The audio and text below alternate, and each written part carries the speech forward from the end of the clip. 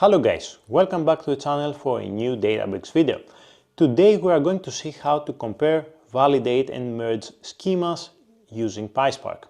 Why is this important? Because it's part of your data quality checks that you have to perform before you append or merge data. You want to know that the incoming data has the same data types and is compatible with the existing data. And if it's not, then you can throw an error.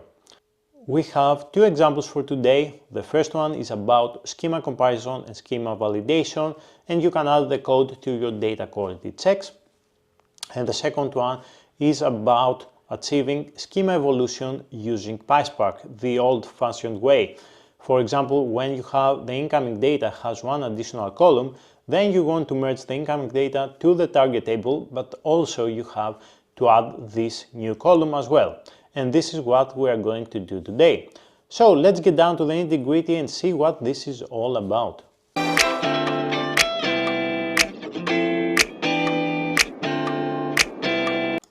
Okay guys, here on our Databricks workspace we have the first example, schema comparison and validation. Actually it's pretty simple to compare schemas. So the first schema, for example, has ID, which is an integer, then it has a name, it's a string, and then age, column age, which is an integer. Now on the second data frame, we have ID, which is an integer, so the same column here, the same column here, right? But then we have an address, which doesn't exist here in this data frame, in the first one, and is of string type. And then we have age, which does exist. So it does exist as a column, but it has different data type. Here it's an integer, here it's a string. And then we provide some sample data, some fictitious data. As you can see, the IDs are the same, and the names and the addresses here, and then the age here, this is an integer and this is a string. So let's run this and create two PySpark data frames and see the data. Let's see here, give it a second to run. Okay, we have these two data frames. Here, as you can see, we have ID, name and age, and here we have ID, address and age. Now if we print the schemas using .print schema, you will see here that this is an integer, this is a string, this is an integer. But here age is a string, right? And here we have address instead of name. So now the easiest way to do this is actually use .schema equal to the second data frame .schema. So it's pretty easy to understand if those schemas are identical. And here if you print this .schema, you will see that we have the struct type and then struct field ID, integer type, and then name and age, right? And the same here, we print the schema of the second data frame and then we compare them. So it's pretty easy to compare the schemas. Now let's say if everything, if the schema is identical, then that's fine, we move on with our lives. But if it's not, what we want is actually see where the differences are. Here we have a function how to compare schemas. Now there is plenty of ways to do that apparently. One way is this one. First, for the schema, for each schema, here we, as you can see, we provide the schema of data frame 1 and the schema of data frame 2, right? And here we create two dictionaries with item.name and item.data type. So that's the column name and this is the data type for this column. So we create two dictionaries here, first for apparently for data frame 1 and for data frame 2. Let's print this and see what we get here. And then what we do is get the keys, use set because we don't want duplicates. That's why we don't use list, we use set to remove the duplicates, and then we union these sets together to get all the keys from both data frames. And then for each key, as you can see, we have a loop here. If key is not in data frame 1, then in this list here called discrepancies, we append a message that this column key is missing from the first schema. If the key is not in the second data frame, then this key is missing from the second schema. Now, if both keys exist, like the aids, here as you can see we have aids and aids, but they are different data types. So you want actually to know that there are different the same column, you have the same column name, but they are of different data types. So how can you do that? So if this key exists in both data frames, then you compare if the data type it's not equal to the data type of the second data frame, then you provide this message that it has different data types, and then you return these discrepancies here, right? And you pass the schemas from the first data frame and the second data frame, and if there are discrepancies, then raise an exception, for example, or whatever you want to do when there are discrepancies. Otherwise you just print the schemas are identical. So let me run this code and see the results. And here, as you can see, field 1 here, that's the first print that we have here. We have the column name and the data type, and then column name, data type, column name, data type, the second for the second data frame, and then we union all the keys using set. So we have ID, age, name, address, and then we say in the for loop, as you can see, and we get those messages. What means here, for example, column age has different data types, integer type versus string type. So it's this if statement here.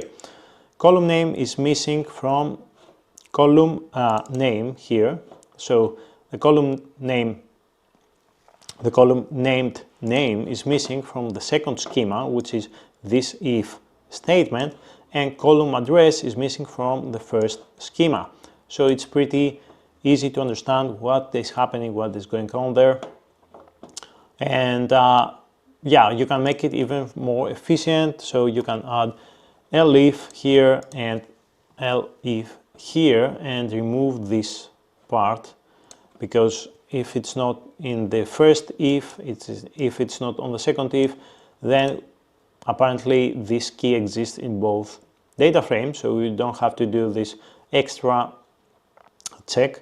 And if you run this, it will give you the same result. So this is how you can compare schemas and raise exceptions and see which column is missing from which data frame and these kind of things, and if there is a difference in data types, which is also very, very important. As you can see, it's a pretty simple example, but it works, and it's good to have it as data quality check before you append or merge data or whatever you do with your data. Okay, so let's move on to the schema evolution example and schema merging using PySpark.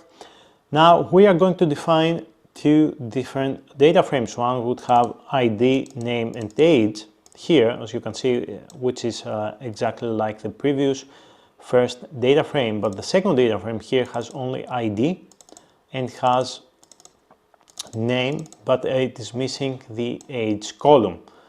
And here, as you can see, this is the sample data. So let's save this as tables, delta tables, because usually you get the data from one table and merge it to the target table. So we have two data frames here, ID, name, age, and here ID, name, but we are missing age. And as you can see here, we have ID 4 and name equals test, and ID 5 test 1. So, and here we have ID 3. So this, what we want now is to merge this data frame with this data frame and also create the additional column that we want, the age column, right? Okay, how can we do that? First of all, we have to add the additional column here before we merge the data frames. We have to add the additional column here in the second, in the target data frame before we merge it to the table. And why do we have to do that? Because it's easier then to use our custom code and merge the data. So the first step is to add this missing column to the target data frame. For example, here we read from these tables that we created, so data frame 1 underscore Apo and the data frame 2 underscore Apo. So we read this data from here, and then we see the schema, we print the schema before and after this function. So what do we do here? Here we get the columns from data frame 1, which is the incoming data, right? And then we loop through these columns, and if the column does not exist in the second data frame, then what we do is we create a new column. That's why we're using dot with column. We provide the column name here, and we provide null, but to create a new column. However, we also need to cast this null value to the data type of the first data frame. That's why we use dot cast, and then we get the data type from the first data frame using dot schema. We provide the column dot data type. So we create a new column with null values, but also we cast it to the right data type. So let's run this function and see what we get. And here before, as you can see, this is a schema before. This is, let me scroll up again. So this is the schema before of data frame 1. This is the schema before of data frame 2. Then, as you can see, we are missing the age column. So integer type, these are the print statements here I added. So you can see the schema of the first data frame is this one, and it's of the age column is missing and is of integer type, right? So, and here is after we perform this transformation here, we add this additional column. As you can see now, the schemas are identical, and here we provide null apparently because we don't know, we haven't merged the data frames yet. Moving on, we have the merge function here, and this merge function actually is not mine. I took it from this guy here. I think it's a pretty solid solution. I liked it, and here he explains how he performs this merge. So let's see how that works in our example. The first thing we have to provide is the data frame, the first data frame and the second data frame, and the primary keys on a list. This is the only thing I changed from his code, because usually you have multiple primary keys and you provide it as a list. And here we have, for example, we have the columns of data frame 1, and then we have the columns of data frame 2. Now we add the suffix to the columns of the target table, right? And then let's print the target table after we have changed the column names, because we have to add the suffix underscore temp or whatever suffix you want to discern, the column names from the first data frame and the second data frame. Now here we have this, actually this is not a data frame, this is a list of keys.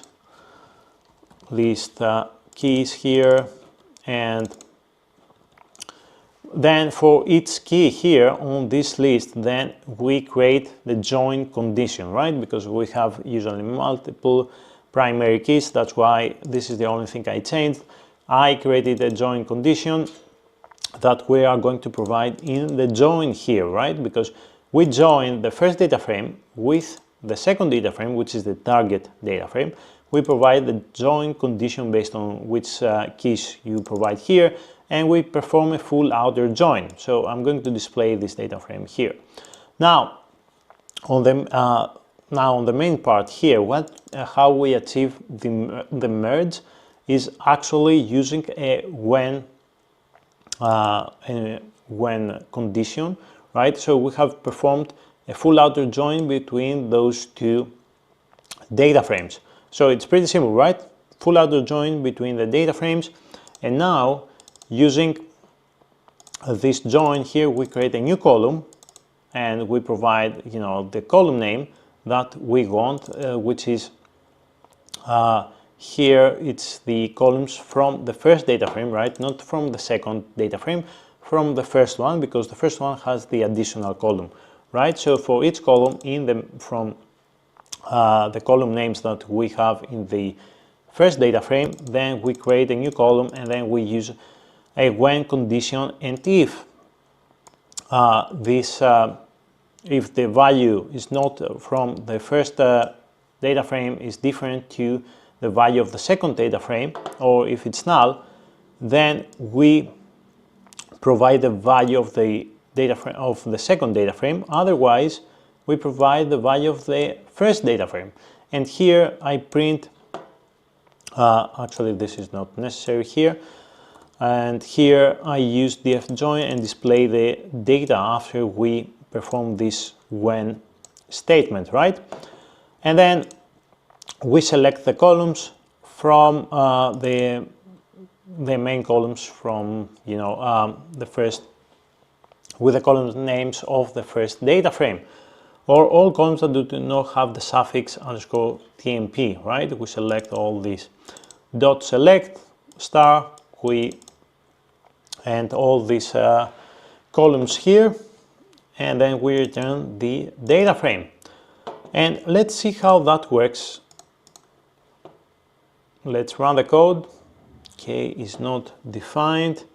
Okay, here I have to change that, right? And df key, for example, okay, list, yep. Let's see now. Okay, so we add the suffix temporary underscore tmp, right? So here we have the target data frame after we change the column names. As you can see, we have underscore tmp for all the column names. Then the join condition, which is a list of the primary keys of whatever keys that you want to join these two tables. Here I provided ID and name just for the sake of this example, and then we perform a full outer join, right? So we have the first data frame here and the second data frame here, and then after we perform the when condition, as you can see, we fill in all the IDs, right? Because if it does not exist in the first data frame, then we get the data from the second data frame. So here, as you can see, we have the data, and this is how it works basically. And then you select these these columns that they do not have the underscore tmp suffix, right?